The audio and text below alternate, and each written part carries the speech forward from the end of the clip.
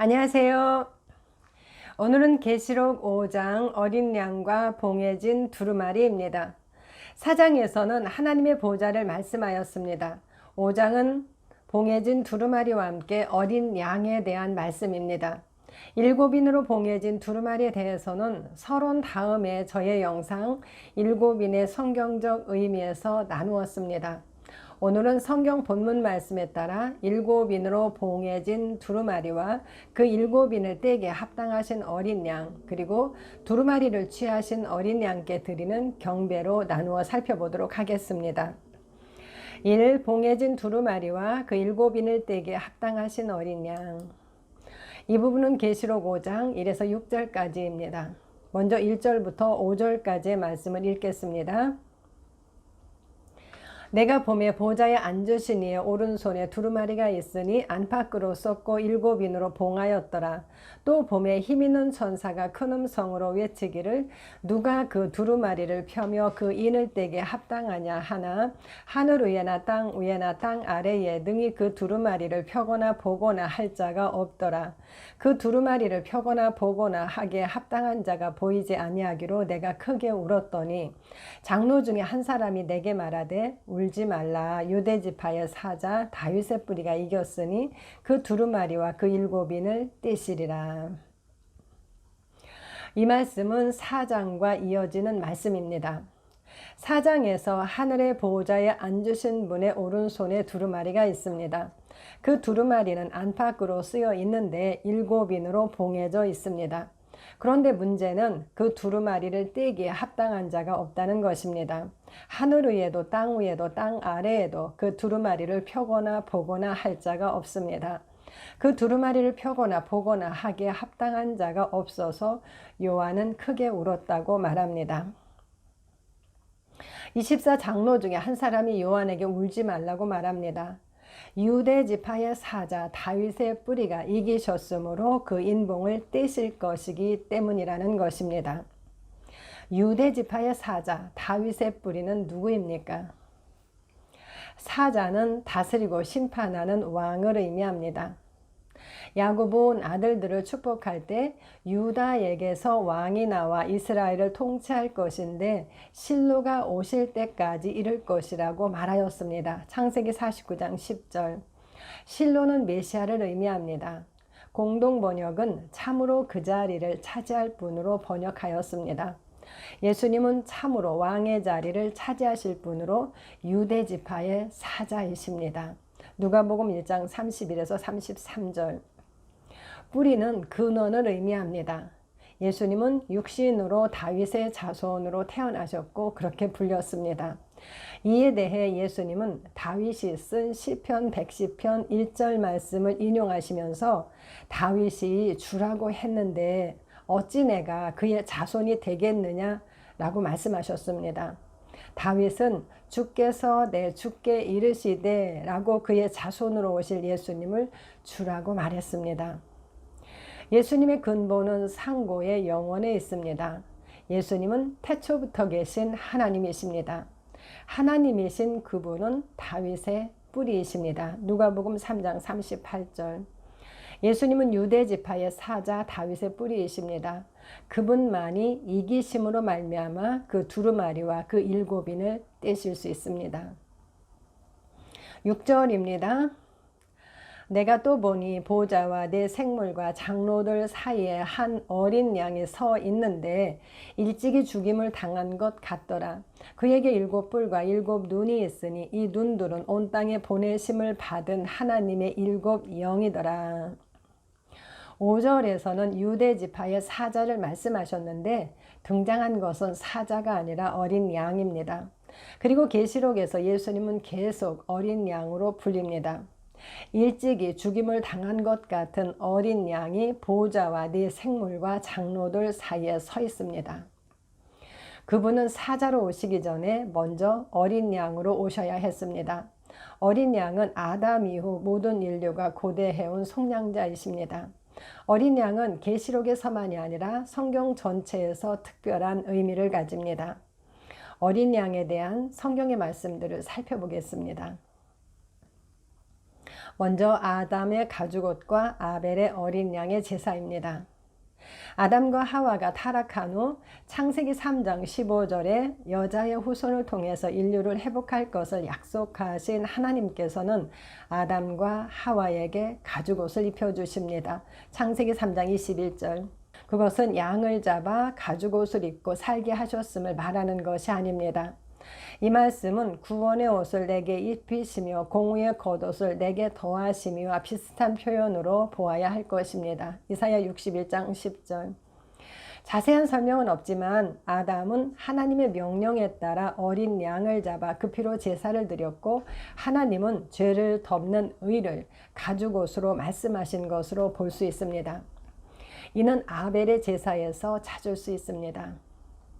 가인은 땅의 소산으로, 아벨은 양의 첫 새끼로 제물을 삼아 하나님께 드렸습니다.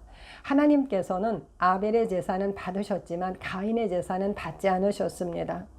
그리고 성경은 가인의 행위는 악하고 아벨의 행위는 의롭다고 말씀합니다. 요한일서 3장 12절. 아벨은 어떻게 의롭게 되었습니까?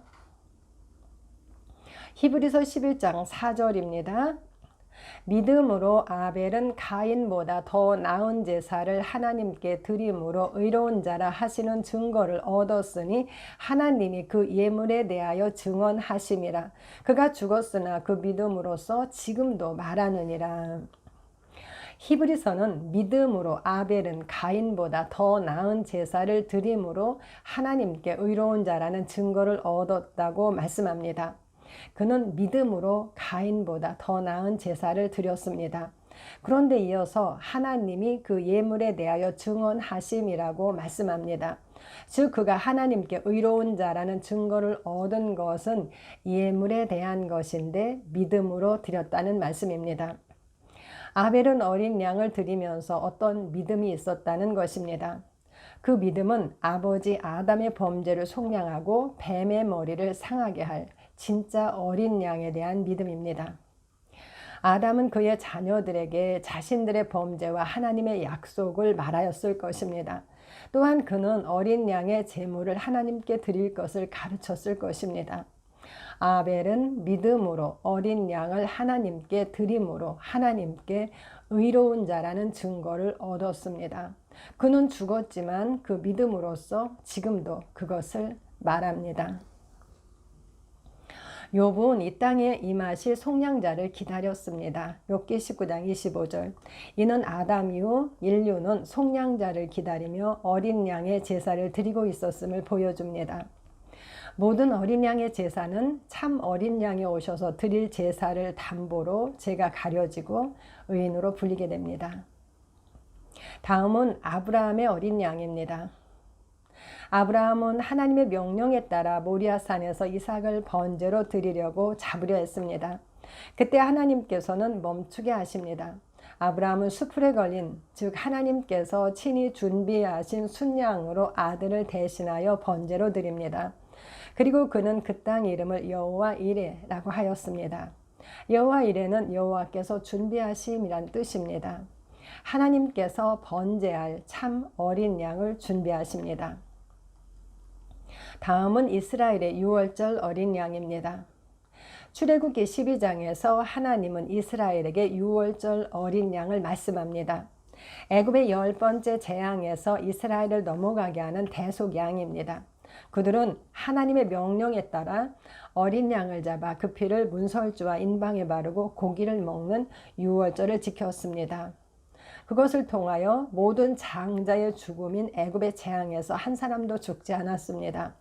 성경은 출애굽한 그들 중에 비틀거리는 자가 하나도 없었다고 말씀합니다. 시편 105편 37절.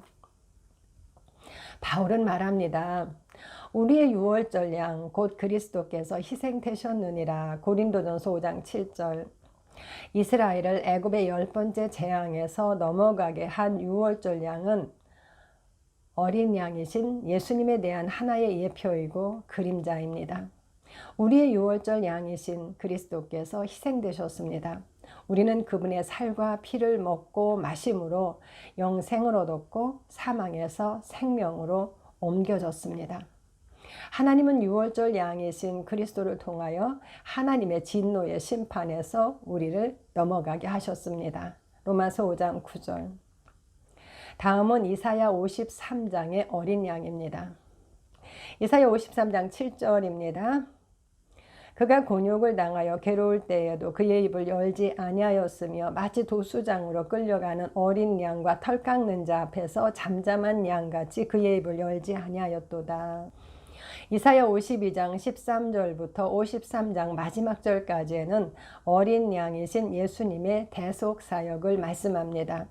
그분은 우리의 죄와 질병을 짊어지셨습니다.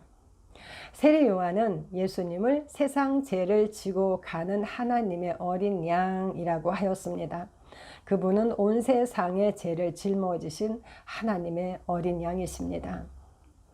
그 외에도 이스라엘이 매일 흠없는 순양을 2마리씩 드리는 상번제와 안식일 초하루 절기에 드리는 번제가 있습니다.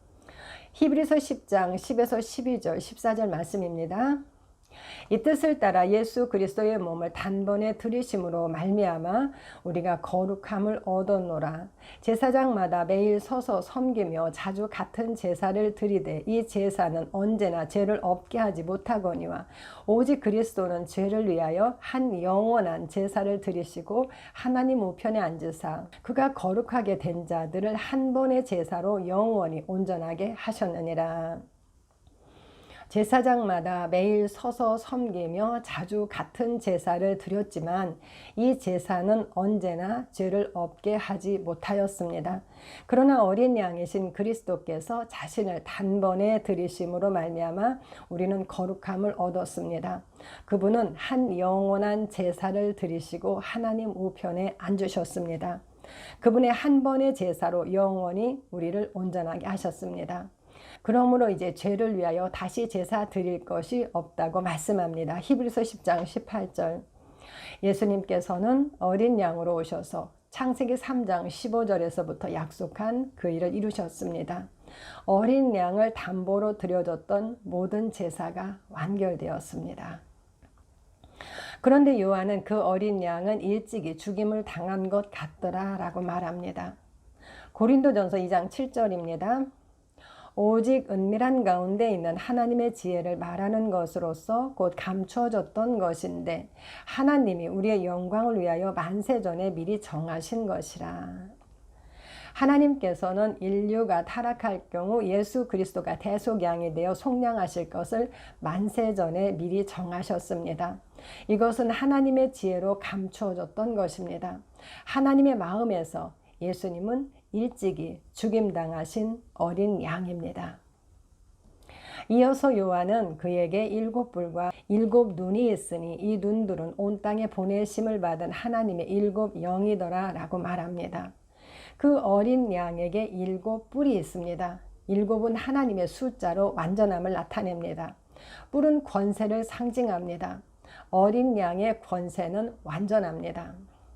또한 어린 양에게는 7눈이 있습니다. 이 눈들은 온 땅에 보내심을 받은 하나님의 7영이라고 말씀합니다. 4장에서는 보호자 앞에 있는 하나님의 7영을 말씀하였습니다. 5장은 어린 양의 7눈으로 하나님의 7영을 말씀합니다. 앞장에서 하나님의 7영은 성령님이라고 하였습니다. 어린 양에게는 온 땅에 보내심을 받은 하나님의 7영이신 성령님의 완전한 7눈이 있습니다. 스가랴 3장 9절 4장 10절. 만군의 여호와가 말하노라. 내가 너 여호수 앞에 세운 돌을 보라. 한 돌에 7눈이 있느니라. 내가 거기에 새길 것을 새기며 이 땅의 죄악을 하루에 제거하리라. 이 7은 온 세상에 두루 다니는 여호와의 눈이라 하니라. 하나님께서는 여호수 앞에 세운 한 돌을 보라고 하십니다. 그리고 그 돌에 7눈이 있다고 말씀합니다. 이 말씀에서 한 돌은 예수님입니다. 예수님께 7눈이 있습니다. 하나님은 예수님을 통하여 이 땅의 죄악을 하루에 제거하실 것을 말씀합니다. 스가랴 3장 9절에 한 돌에 7눈이 있다라고 하셨고 4장 10절에서는 이 7은 온 세상에 두루 다니는 여호와의 눈이라고 말씀합니다. 이 말씀은 계시록의 말씀과 같습니다. 예수님은 7눈을 가지셨습니다. 그리고 이 눈들은 온 땅에 보내심을 받은 하나님의 7영, 즉 성령님입니다. 성령님은 성도들과 함께 온 땅을 두루 다니실 것입니다. 보좌와 네 생물과 장로들 사이에 한 어린 양이 서 있습니다. 두 번째 이야기는 두루마리를 취하신 어린 양께 드리는 경배입니다. 이 부분은 계시록 5장 7에서 14절입니다. 7절 말씀을 읽겠습니다. 그 어린 양이 나와서 보좌에 앉으신 이의 오른손에서 두루마리를 취하시니라. 그 어린 양께서 보좌에 앉으신 하나님의 오른손에 있는 두루마리를 취하십니다. 어린 양이 그 두루마리를 취하시자 하늘에 새 무리의 경배와 찬양이 있습니다. 8절부터 10절까지입니다. 그 두루마리를 취하심에 네 생물과 24 장로들이 그 어린 양 앞에 엎드려 각각 검은 고와 향이 가득한 금대접을 가졌으니 이 향은 성도의 기도들이라. 그들이 새 노래를 불러 이르되 두루마리를 가지시고 그 인봉을 떼기에 합당하시도다. 일찍이 죽임을 당하사 각 족속과 방언과 백성과 나라 가운데에서 사람들을 피로 사서 하나님께 드리시고 그들로 우리 하나님 앞에서 나라와 제사장들을 삼으셨으니 그들이 땅에서 왕노릇 하리로다 하더라. 먼저 네 생물과 24 장로가 어린 양께 드리는 경배입니다. 8절에서 네 생물과 24 장로들은 그 어린 양 앞에 엎드립니다. 그들은 각각 검은 고와 향이 가득한 금대접을 가졌습니다. 금대접의 향은 성도들의 기도라고 설명하여 줍니다. 성도들의 기도가 어린 양이 인을 떼는 것과 관련이 있음을 알 수 있습니다. 성도들의 기도와 찬양을 통해서 하나님은 일하십니다. 9절과 10절은 그들이 부른 새 노래입니다. 그들은 먼저 두루마리를 가지고 그 인봉을 떼기에 합당하시도다 라고 노래합니다. 요한은 그 두루마리를 펴거나 보거나 하기에 합당한 자가 아무도 없어서 크게 울었다고 하였습니다. 4절.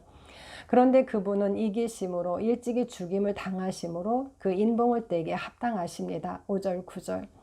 오직 어린 양만이 그 인봉을 떼기에 합당하십니다.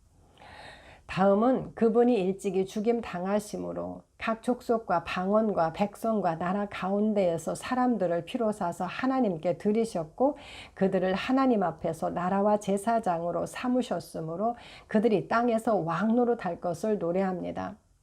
유대 지파의 사자 다윗의 뿌리가 이기셨습니다.